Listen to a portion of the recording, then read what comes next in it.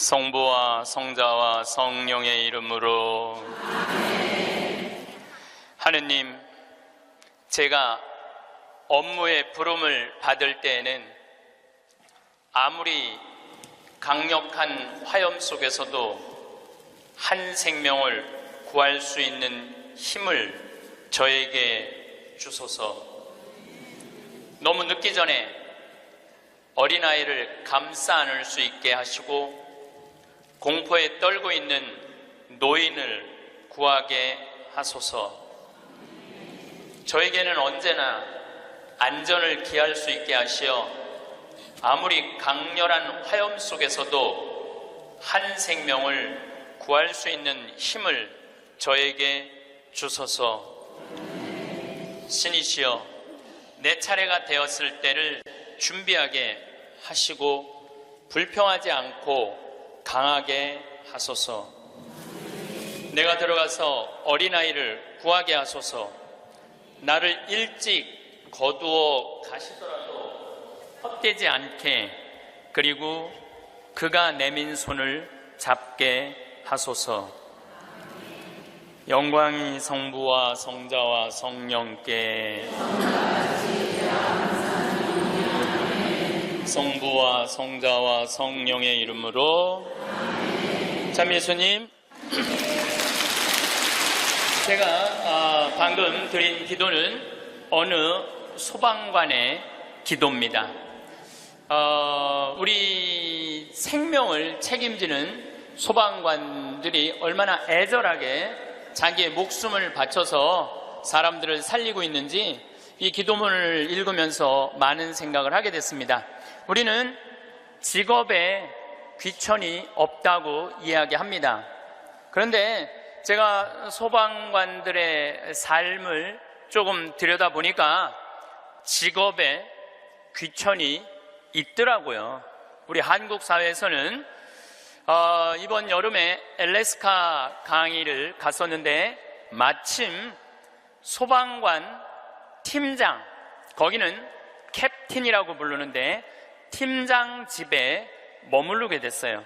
그래서 너무 궁금하잖아요. 특별한 직업을 가진 분이니까. 그리고 미국에서 인기 직업 1위는 소방관이에요. 그래서 제가 물어봤어요. 보통 소방관 처음 되면은 월급을 얼마를 받느냐?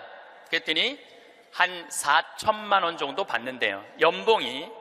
그리고 1년 반 훈련이 끝나고 정식 소방관이 되면은 6,500만 원 정도를 받는데요.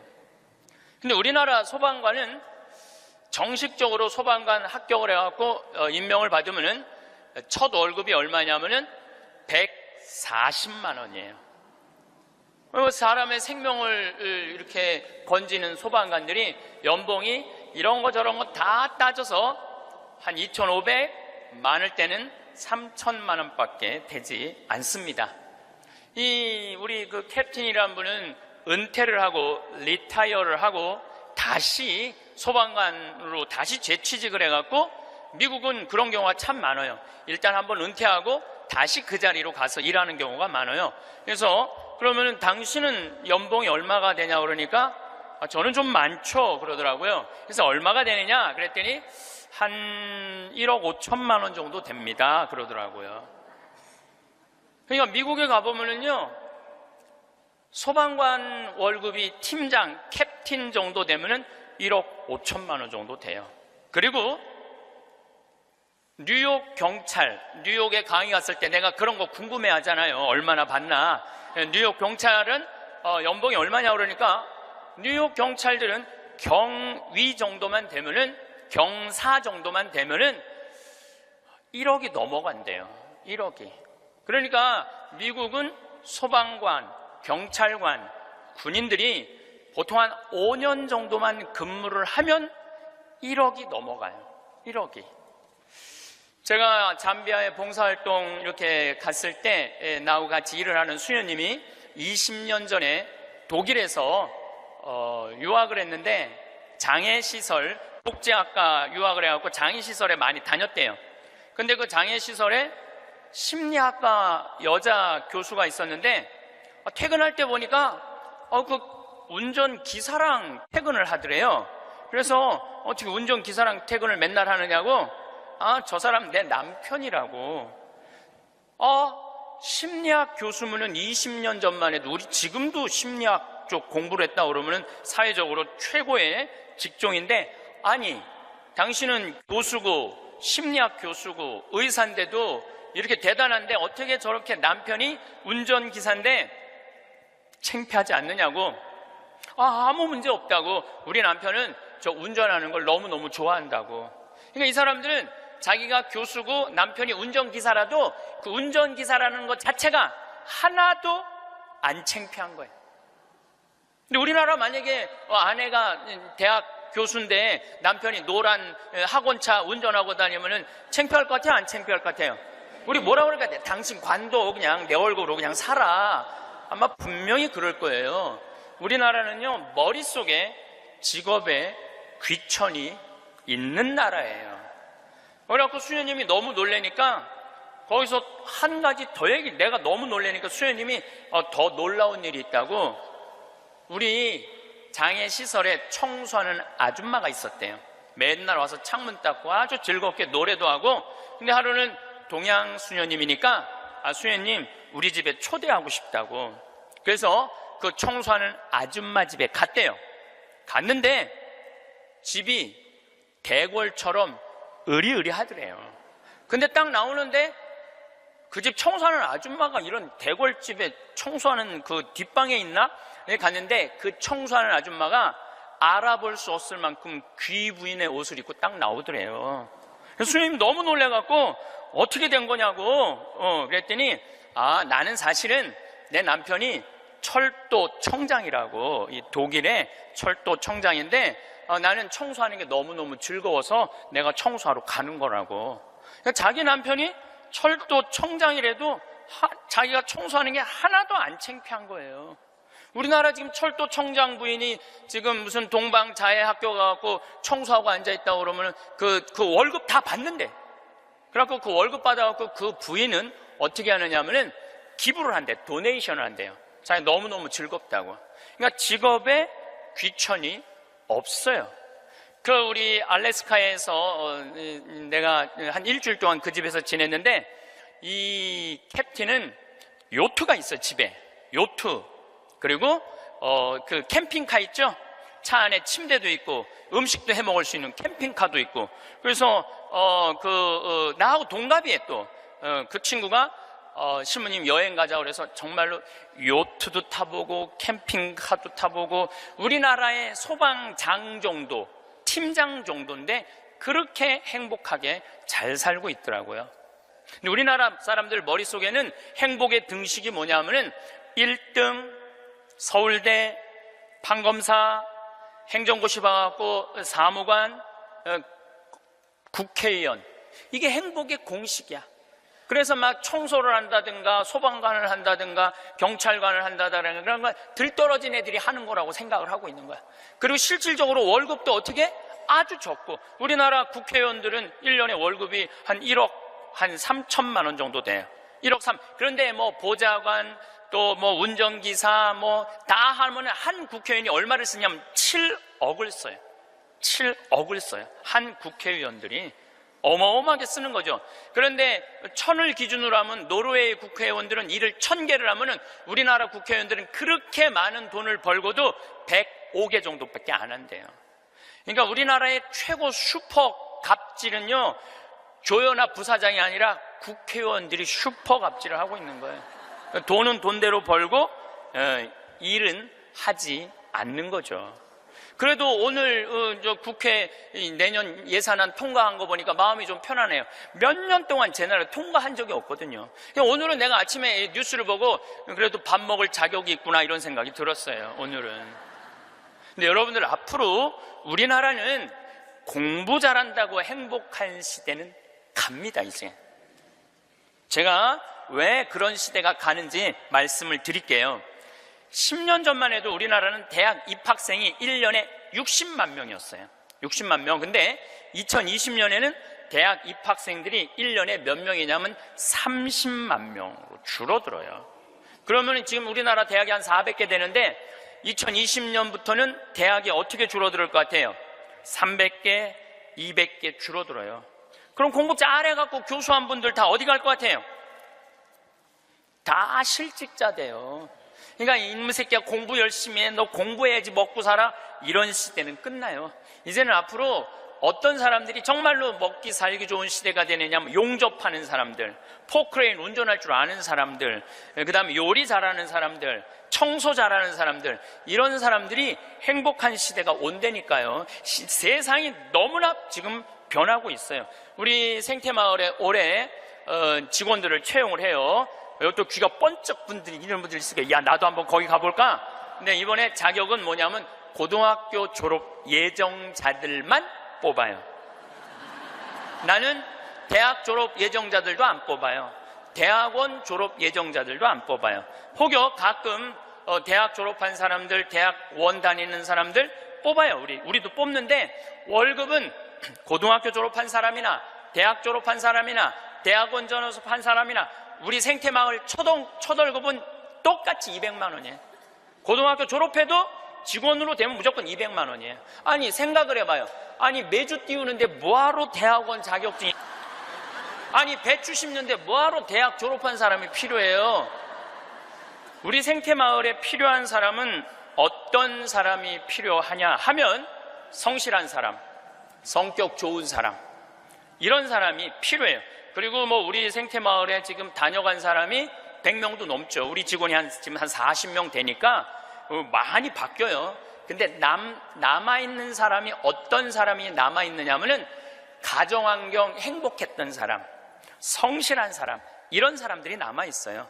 가정환경 불행했던 사람, 어린 시절을 힘들게 지냈던 사람은요 많이 견뎌야 6개월이에요. 그러니까 이제는 공부를 잘하는 사람이 성공하는 시대가 아니라, 공부를 잘하는 사람이 성공하는 시대가 아니라 행복한 사람이 성공하는 시대가 오는 거예요. 근데 우리나라 OECD 국가 어린이 행복지수 조사를 해봤는데 11살, 13살, 15살을 대상으로 행복지수를 점수를 내봤는데 노르웨이가 95점인데 우리나라 애들이 60점이에요. 우리나라 애들은 안 행복해요. 이거 OECD 국가 중에 우리나라가 꼴등이에요. 심각합니다. 왜 심각하냐 하면은 어렸을 때 안 행복한 애들이 커서 행복할 것 같아요? 절대 그런 일은 없어요. 어렸을 때 추억이 많고 어렸을 때 행복한 애들이 커서도 행복한 거예요. 근데 우리나라는 대학생이 하루에 몇 시간 공부하냐면 4시간 공부해요. 초등학생이 하루에 몇 시간 공부하냐면 5시간 반을 공부를 해요. 중학생은 하루에 몇 시간 공부하느냐면 7시간을 공부해요. 고등학생은 하루에 몇 시간을 공부하느냐면 8시간 반을 공부를 해요. 그럼 여러분들 하루에 8시간 반을 공부한다고 그러면은 밥 먹는 시간 1시간, 1시간, 1시간, 3시간 빼고, 그것도 못 먹는다고 그러긴 하지만은, 그리고 학교 가는 시간 빼고, 그러면은요 애들은요 잠자는 거 빼고는 공부만 하는 거예요. 그러니까 얘네들은 엄마, 아빠, 형제들이랑 먹고 마시고 놀 시간이 없어요.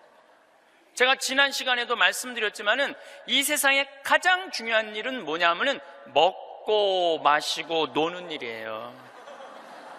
우리가 여러분들 왜 예수님하고 추억이 많아요? 예수님은 세리와 죄인들과 먹고 마시고 놀았기 때문에 추억이 많은 거예요. 만약에 예수님이 우리랑 먹고 마시고 놀지 않았다면 우린 추억이 하나도 없을 거예요. 오늘 복음도 막 병자들 고쳐주고 난 다음에 너무너무 마음이 안타까워. 예수님이 너무너무 안타까우니까 내가 마음이 아프다. 저 사람들 먹을 걸 우리가 주자. 그러니까 예수님 먹는 거 진짜 중요하게 여기신 분이에요. 우리가 주자. 없습니다. 아무것도 빵 몇 개하고 물고기 몇 개밖에 없습니다. 그래도 너희들이 줘라. 다 줘서 배불리 먹여서 보내신 분이 예수님이에요. 그러니까 성서에 보면 먹는 얘기 참 많이 나와요. 예수님 첫 기적도 가나의 혼인잔치에서 먹는 얘기죠. 그렇죠? 세리네 집에 가서 먹었죠. 자케오네 집에 가서 먹었죠. 사마리아 여인하고는 우물가에서 물 먹으면서 얘기했죠. 그러니까 먹고 마시고 노는 일은 참으로 중요한 일이에요. 그럴 때 추억이 많은 거예요.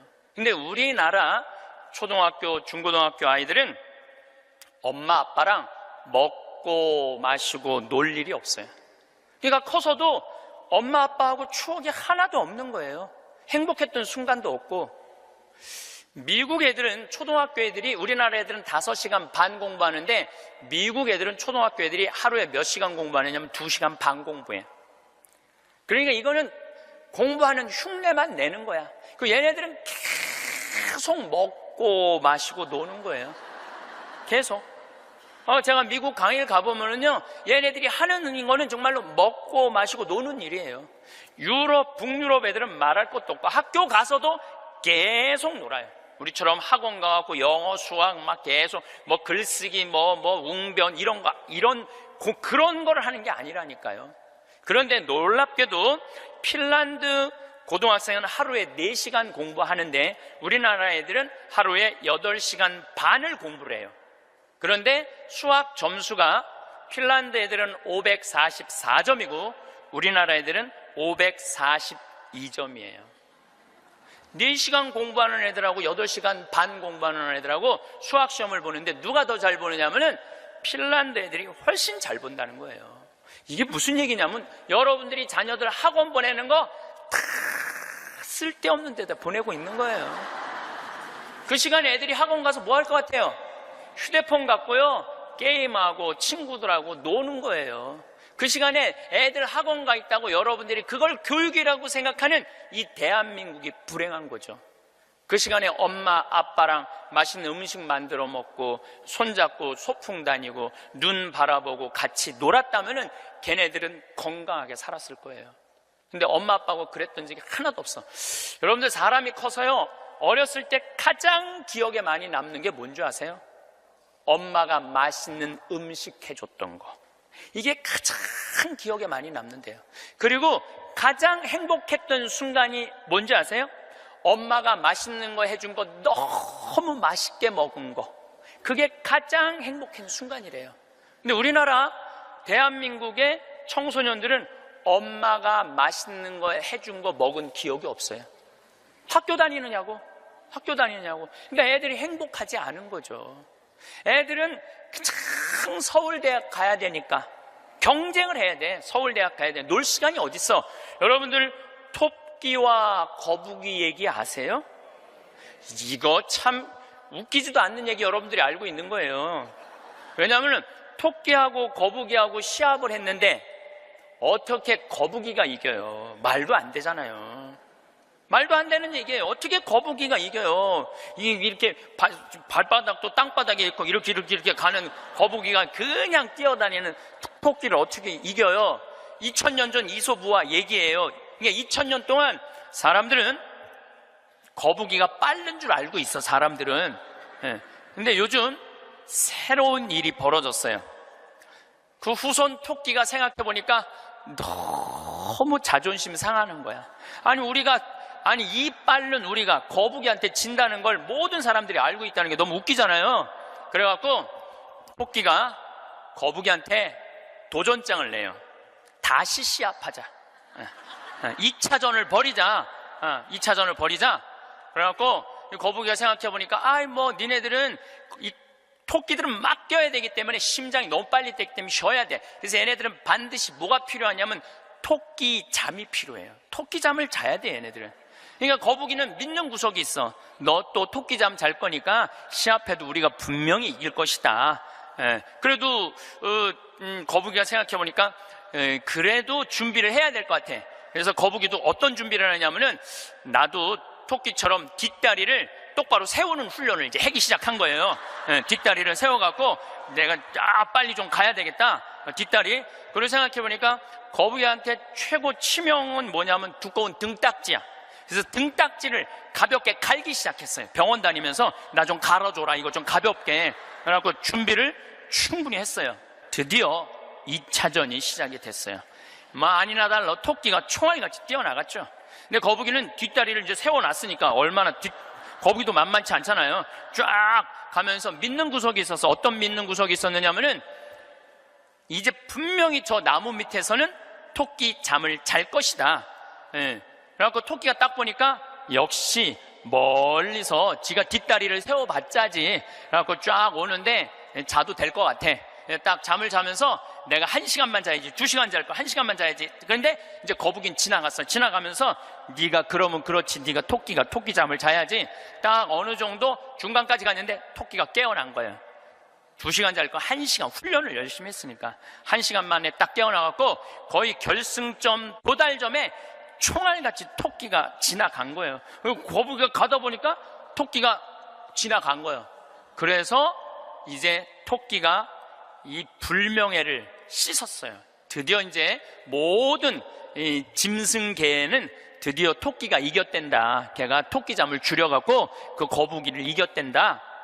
근데 이제 누가 슬프기 시작했느냐면 거북이가 슬프기 시작했어요. 내가 지다니, 이건 있을 수 없는 일이다. 내가 2000년 동안 거북이의 그 성실성 하나로 거북이가 토끼를 이겼다고 모든 세상에 다 알고 있는데 내가 이게 지다니, 이건 있을 수 없는 일이다. 절치부심한 거북이가 다시 토끼한테 도전장을 냈어요. 한 번 더 붙자. 3세판이다. 3세판. 한 번 더 붙자. 토끼가 그래? 뭐 그러면은 귀양 내가 명예를 씻으려면 완전히 씻어야 되니까 한 번 더 붙자. 이번에 거북이는 아무리 생각해도 뒷다리 갖고는 안 될 것 같아. 앞다리까지 세우는 훈련을 한 거야. 이거를 이렇게 똑바로 세우는 훈련을 한 거야. 그래갖고 정말 피나는 훈련을 해갖고 근육을 다 세웠어요. 그리고 생각해보니까 이 등딱지는 갈아서 될 게 아닌 것 같아. 현대 세계가 왔으니까 저기 우주 비행선에 쓰는 아주 가벼운 합금판 뚜껑이 있다는 얘기를 듣고 그걸 가갖고 갈았어요. 이제 이 뚜껑을 너무너무 가볍게. 토끼 못지않게 이제 이 속력이 났어요. 근데 거북이가 아무리 생각해도 그거 갖고 안 될 것 같아. 그래서 마지막 한 수를 가지고 있었어요. 분명히 토끼가 저 나무 밑에서 잘 거니까 저 나무 밑에 수면제를, 분말가루를 설치를 해둬갖고 리모컨으로 터트리면은 완전히 내가 보낼 수 있다. 비장의 카드까지 준비해놓고 이제 도전장을 내민 거죠. 토끼는 아무리 생각해도 이번에 지면은 이 다시는 회복할 수 없을 것 같아요. 그래갖고 토끼는 어떤 훈련을 했느냐 하면은, 어떤 훈련을 했냐면 토끼잠을 안 자고 목표 지점까지 가는 훈련을 했어요. 토끼잠을 안 자고. 그래갖고 드디어 3차전이 벌어졌어요. 3차전이 벌어져갖고 출발을 했는데 토끼가 보니까 거북이가 옛날엔 뒷다리만 세웠는데 이제는 앞다리까지 세워갖고 뛰는데 이게 만만치가 않은 거예요. 내가 정말로 자면 안 된다. 죽어라고 뛰면서 나무 밑에 도착했는데 너무 졸렸지만 그걸 극복하고 뛰어갔어요. 아니 리모컨까지 다 설치하고 이제 터트리기만 하면 이제 완전히 재워갖고 그 토끼잠으로 이기려고 그랬는데 리모컨 터트릴 시간이 없는 거예요. 이건 해보지도 못하고 져버렸어, 거북이가. 그러니까 거북이가 뭐가 왔느냐면 우울증이 왔어요. 우울증이 야, 내가 저 토끼한테는 정말로 어떻게 해볼 도리가 없단 말인가.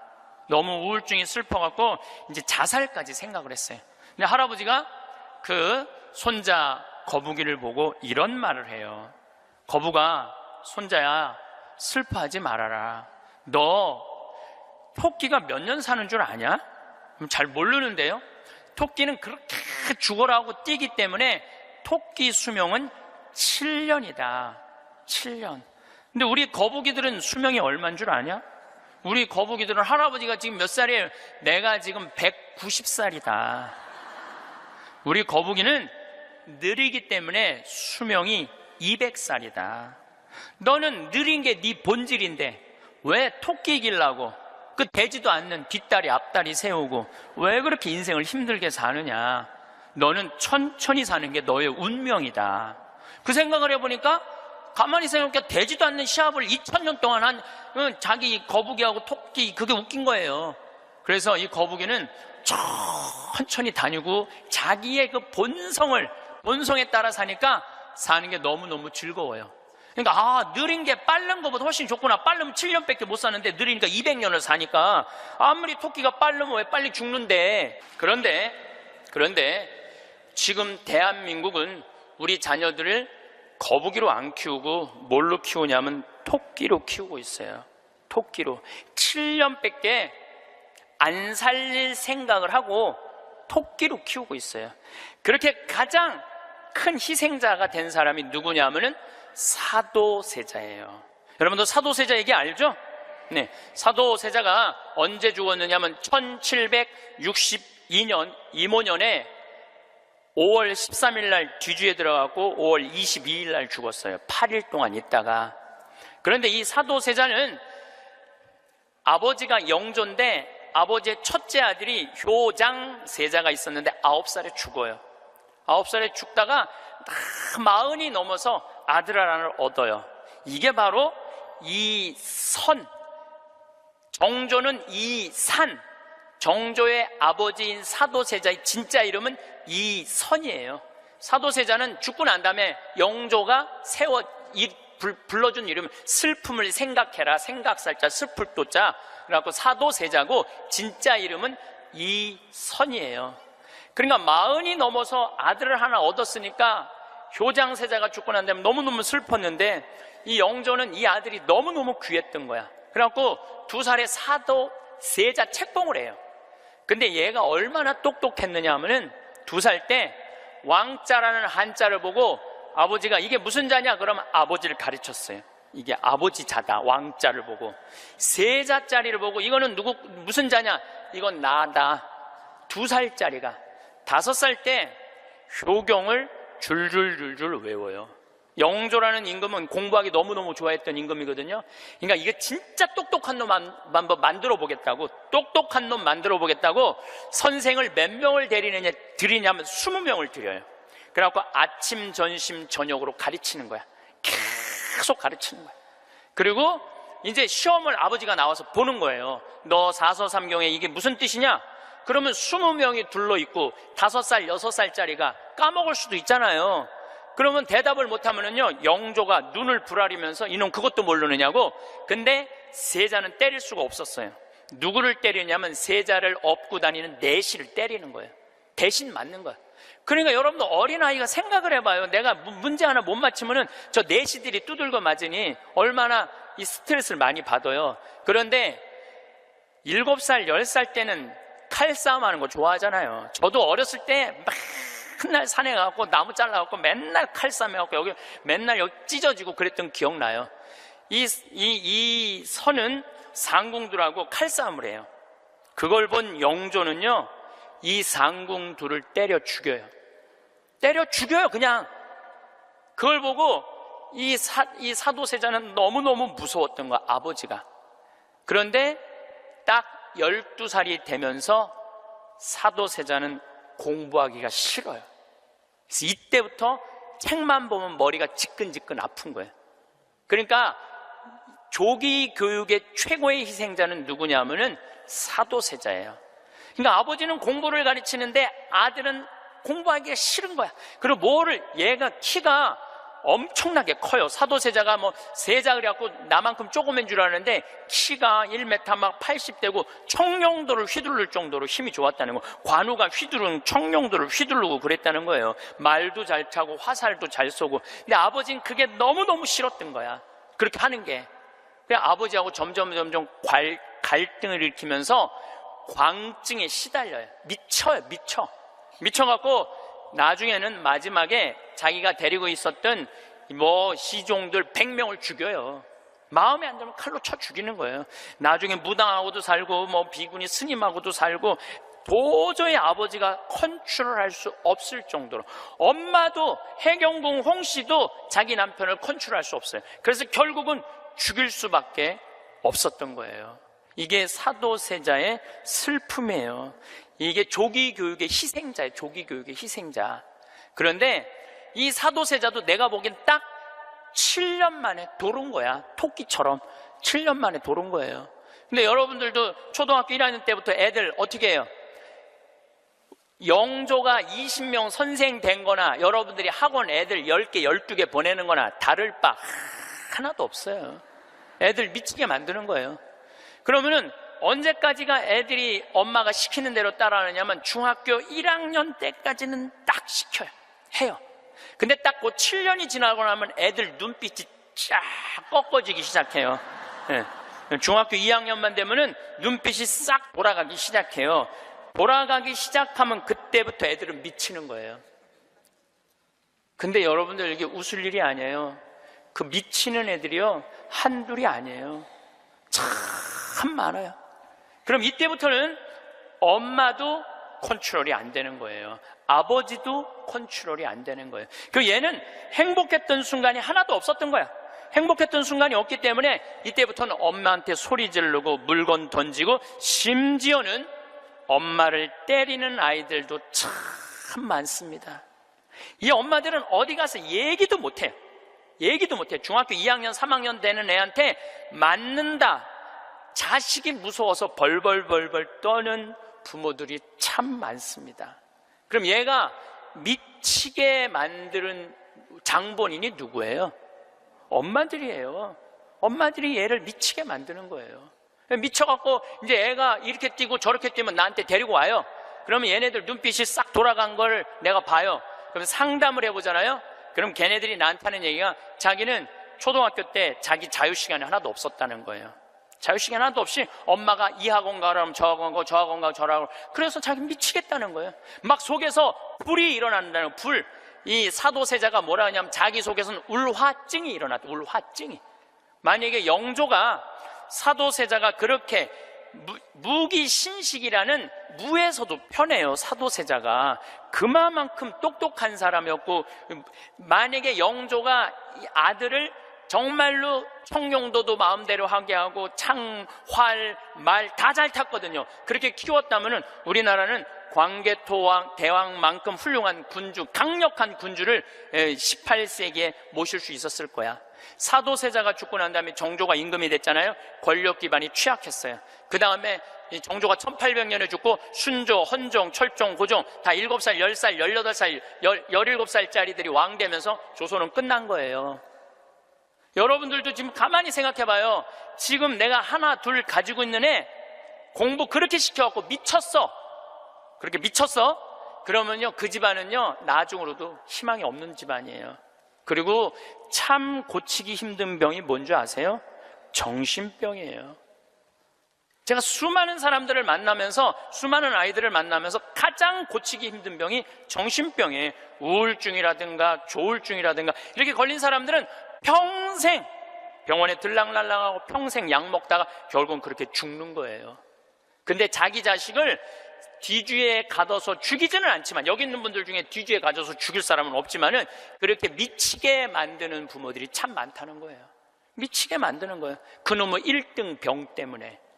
여러분들 초등학교 때 막 뛰어노는 애 중에 미치는 애들은 없어요. 초등학교 때 막 엄마 아빠랑 같이 뛰어놀고 들로 산으로 뭐 친구들하고 어울리고 엄마 아빠하고 먹고 마시고 논 아이들 중에 미치는 애들은 없어요. 어떤 애들이 미치냐면 되지도 않는, 머리 돌아가지도 않는 책상에서, 학원에서 시달리면서 미치는 애들이 많은 거죠. 거북이가 등딱지 합금으로 바꾸듯이 자식 영어 발음 좋게 한다고 혀 이렇게 늘리는 수술하고, 초등학생들한테 10개씩 학원 다니게 하는 일이 자식 미치게 만드는 일이에요. 이렇게 얘기해요. 엄마, 나 왜 이렇게 공부해야 돼? 너 1살서부터 30살 때까지 열심히 공부해서 나중에 행복하게 하려고 그래. 나중에 행복한 건 없어요. 행복하려면 언제 행복해야 돼? 지금 행복해야 돼요. 지금 행복하지 않는 애는 나중에도 안 행복해요. 여러분들도 마찬가지입니다. 많은 분들이 나는 이제 아파트도 사놓고 애들 결혼도 시켜놓고 내가 이제 60살서부터 나중에 행복해야지. 그런 분은요, 떨커덕 오늘 아침에도 내가 나오면서 암 걸린 분 안수기도를 해주고 나왔는데, 내 손에서 안 나와도 안수를 받고 싶다 그래서 내가 해주고 왔어요. 내 손에서 안 나와도 안수를 받고 싶다 그래서 해주고 나왔는데, 자매님 보니까 굉장히 건강한데 무슨 암 말기래요. 대개 우리는요, 나중은 안 기다려요. 그러니까 행복하려면 언제 행복해야 돼? 지금 행복해야 돼. 지금 맛있는 거 사 먹으려면 언제 사 먹어? 지금 사 먹어야 돼. 나중에 사 먹지 말고. 경치 좋은 데 가려면 언제 가야 돼? 지금 가야 돼. 지금. 나중에 가지 말고. 근데 우리는 애들한테 이렇게 얘기한단 말이에요. 너 1살서부터 30살 때까지 고생해야지 나중에 행복하다는 거. 이제는 1살서부터 30살까지 공부 죽어라 해도 행복한 시대는 갔어요. 이제 교수 돼도요, 일자리 치열합니다. 지금 변호사들, 노는 변호사들 수두룩하게 많습니다. 이제는 머리로 사는 애들이 행복한 세상이 오는 게 아니라 몸으로 사는 애들이 행복한 세상이 다가오고 있어요. 나는 어제도 우리 직원이 저녁에 이제 대전에서 강의 끝나고 들어갔는데, 고등학교 졸업하고 군대 갔다 와서 대학교 다니다 때려치고 우리 집에 왔어요. 내가 이렇게 물어봤어요. 이리 와봐라, 너. 오늘 강의 준비하면서 네가 지금 대학교 4년을 다녔으면 얼마를 대학에다가 쏟아넣을 것 같아? 1억 쏟아넣는데. 1억 쏟아넣지? 근데 너 이제 대학 안 다니니까 1억은 이제 모아놓은 거 아니야? 그럼 그 1억 너한테 안 쏟아놓으면 엄마는 그 돈 갖고 뭐 할 것 같아? 엄마는 노후대책연금 붓겠죠. 그래, 엄마는 노후대책연금 붓고 넌 1억 저축하고 벌써 니네 집은 2억 벌은 집이다.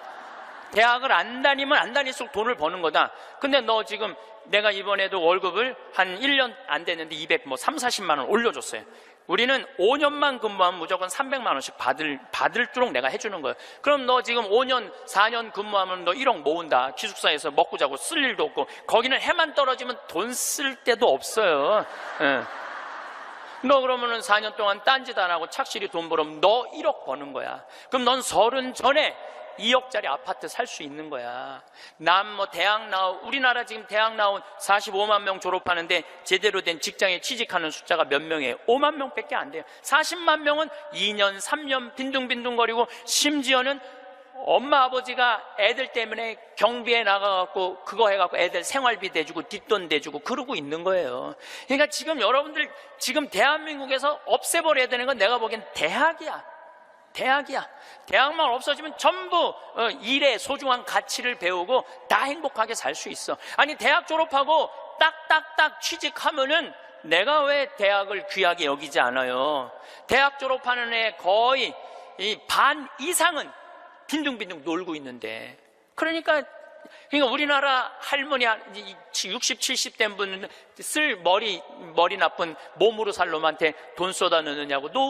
세계 빈곤율, 노인 빈곤율이 우리나라가 1위예요. 1위. 돈이 없어요, 다른데. 다른 나라 사람들은 나이를 먹으면 얼마나 럭셔리하게 사는데요.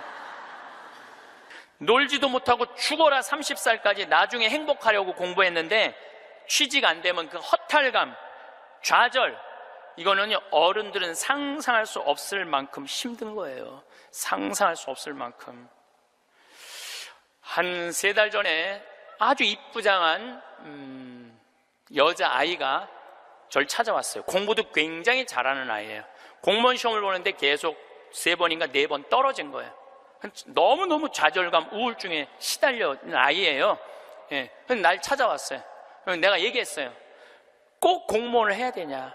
꼭 좋은 회사를 가야 되냐? 그냥 내가 즐겁게 일하고 그냥 행복하게 살면 되지 왜 그 힘든 목표를 세워놓고 계속 좌절감을 느끼느냐? 넌 좀 오늘을 좀 행복하게 살아라. 근데 이 친구가 며칠 전에 저한테 메시지 했어요. 신부님, 저 취직했어요. 너무너무 행복해요. 눈높이를 조금만 낮추면 우리는 지금 행복할 수 있는데 항상 나중에 행복하려고 눈높이를 너무 높여갖고 그것도 못하고 이것도 못하고 저것도 못하는 거예요. 그러니까 우리나라 애들 1살서부터 30살까지 안 행복해. 그럼 30살서부터 60살은 행복해요? 30살서부터 60살? 안 행복해. 왜 안 행복하냐면 이 30살서부터 60살들은 자기 인생이 없어. 왜냐면 1살서부터 30살 된 자식들 뒷바라지 않으냐고 자기 인생이 없는 거야. 그러니까 자기를 위해서 학원을 다녀봤던 적이 없어. 30살서부터 60살들은 기타 학원을 다닌다든지 피아노 학원을 다닌다든지 꽃꽂이 학원을 다닌다든지 나처럼 필라테스 학원을 다닌다든지 자기를 위해서 이런 학원을 다녀본 적이 없어. 자기 인생이 없어. 오로지 자식 뒷바라지 않으냐고. 그래서 헬리콥터 맘이라고 그러잖아요. 자식들이 뺑글뺑글 따라다니는 거야. 초등학교 유치원 따라다녀, 초등학교 따라다녀, 중고등학교 따라다녀, 심지어는 대학까지 따라다닌다는 거예요. 그래갖고 커리큘럼 수업 과정 짜주군 엄마들 많아. 그리고 학점이 조금 나오면 교수한테 가서 따진다는 거. 우리 애 학점이 왜 요것밖에 안 주느냐고. 나중에 취직하려면 학점이 높아야 되는데. 군대도 뺑글뺑글한데요. 요즘 뭐 카카오톡이 돼갖고 엄마들이 애들 군대 생활을 볼 수 있대요. 그럼 애가 좀만 얼굴이 이상하면은 그 상사한테 그런대요. 왜 우리 애 얼굴이 이러느냐, 뭐가 문제가 있느냐. 그러니까 그 군대 가서도 엄마가 애를 책임져 주는 거야. 그래서 요새 군대 상사님들이요, 사병 돌보는 일보다 사병 엄마 돌보는 일이 더 바쁘대요. 심지어는 회사까지 따라다니는 거야. 애가 회사에 취직을 했는데 대리 진급을 못하면 부장한테 가서 따진다는 거. 우리 애가 뭐가 모자라서 대리 진급을 못했느냐고. 평생 자식주의를 뺑글뺑글 따라다니는 걸 뭐라고 그러냐면 헬리콥터 맘이라고 그래요. 헬리콥터 맘. 또 아버지들은 요즘은 많이 줄어들었지만 한동안은 기러기 아버지가 40만 명까지 있었어요. 40만 명 기러기 아버지가. 이 기러기 아버지들은요, 자식들을 한 달에 부인 것까지 하려면 700에서 1000만 원을 보내줘야 돼. 그러면은 보통 10년 정도 가 있으면요, 이 기러기 아버지는 10년 동안 인생이 하나도 없는 거예요. 자식도 없고 아내도 없고 돈도 없는데 뭐 돈만 버는 기계로 사는 거야. 그러니까 자기 인생을 못 사는 거. 30살서부터 60살들은 자기 인생이 없는 거예요. 근데 문제는 60살 때 30살 된 자식이 이렇게 말합니다. 엄마, 이제 엄마 인생 살아. 자기를 위해서 살아봤던 적이 없는데 내 인생을 살으라는 거야. 살 줄을 모르는데. 30살서부터 60살은 뭐 해야 되는 나이냐면요, 자아실현해야 되는 나이야. 자아실현이라는 게 뭐예요? 자기의 능력을 쓰는. 오늘 물이 없는데 여기 물을 하나 갖다 놓으면 내가 이 물을 안 먹었으면은 이 물은 자아실현하는 물이에요? 자아실현 안 하는 물이에요? 자아실현 안 하는 물이에요. 내가 먹어줘야지 자아실현이 되는 물이에요. 자아실현이 되는 물이에요. 여러분들이 샴푸를 하나 샀어. 그럼 샴푸를 사면은 그 샴푸를 한 방울까지 다 쓰면은 여러분들 기분 좋아요, 안 좋아요? 그 샴푸는 나한테 와서 자기 능력을 다 썼어요, 안 썼어요? 그럼 자아실현 한 거야, 안 하는 거예요? 자아실현 한 거죠. 내가 요즘 목욕 가방에 샴푸 하나 다니는데 요만큼 남았어. 그 짜서 쓸 때마다 기분이 너무 좋아요. 너 이제 자아실현 다 돼가는구나. 이제 자기 능력 다 썼으니까. 우리 사제관에 개가 한 마리 있어요. 문수라는 개가 있는데 얘가요, 딱 사제관에 도착하면은요, 총알같이 튀어나와요, 자기 집에서. 그리고 요만한 개가 내 가슴까지 뛰어 올라와요. 그리고 놀라운 거는요, 얘가 사제관에 신부들이 오면 안 물고 안 짖어요. 근데 여자들만 오면은 잡아 먹을 듯이 짖어요, 진짜로. 그리고 막 엉덩이고 허벅지고 다 깨물어요. 얘 자아실현 하는 게예요, 자아실현 안 하는 게예요? 자아실현 하는 게예요. 근데 우리나라 30살서부터 60살 된 많은 분들은 자기 능력을 안 써요. 자기 능력을 안 쓰고 자식만을 위해서 살아요. 근데 60살서부터 엄마 인생을 살려고 그러면은 자기 능력이 뭔지를 모르는데, 그러니까 사는 게 재미가 하나도 없는 거. 사는 게. 인생은요, 재미있어야 돼. 의미가 있어야 돼. 이 두 가지가 같이 가야 돼. 재미와 의미가 같이 가야 돼.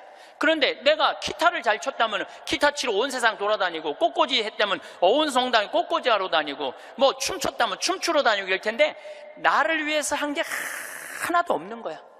그러니까 사는 게 재미가 없는 거야. 60살서부터 100살까지 어떻게 살아? 그러니까 우리는 1살서부터 30살도 안 행복하고 30살서부터 60살도 안 행복한 거야. 그럼 60살서부터 100살은 행복하냐? 이 얘기는 이제 다음 시간에 하도록 하겠습니다.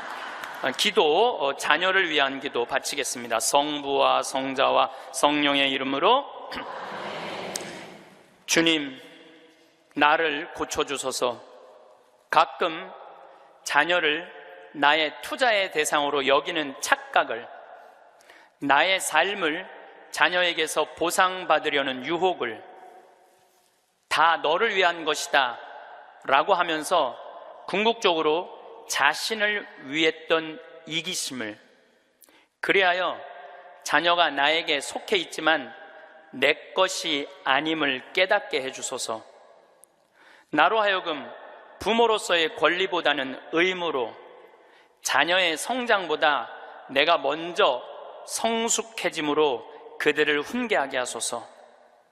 자녀를 이끌어주되 강요하거나 협박하지 않으며, 사랑하는 자녀들을 돕되 대가를 기대하지 않으며, 자녀가 누릴 수 있는, 실패할 수 있는 자유와 선택할 수 있는 권리를 빼앗지 않게 해주소서. 자녀의 슬픔과 기쁨을 가볍게 취급하지 않으며, 자녀의 성공과 실패를 과소평가하지 않고, 자녀의 하찮은 질문에 진지하게 대답하게 하시고, 사소한 행동 방식도 존중함으로 존경받는 어른이 되게 해주소서. 그래서 유명한 사람으로가 아니라 유능한 사람으로, 인류의 사람으로가 아니라 유일한 사람으로 우리의 자녀들이 자라가게 해 주소서.